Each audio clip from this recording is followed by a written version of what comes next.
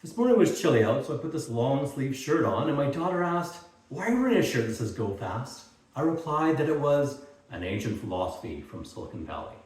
You see, around 10 years ago, Linden Lab, the makers of Second Life, where I was doing enterprise security and PII, PCI compliance, gave everybody these shirts to embrace the Silicon Valley ethos of go fast and break things like everybody else. Of course, most companies have abandoned that philosophy because it broke things and caused outages. At 3Shield, we actually slow things down by 15 to 30 minutes so companies can go fast. For example, we do manual code reviews that slow down deployments by about 30 minutes so we can review all the problems that the automated tools miss. This means that people don't have to rewrite their code, redeploy, deal with emergency outages. They can actually just do a deployment and keep on working fast.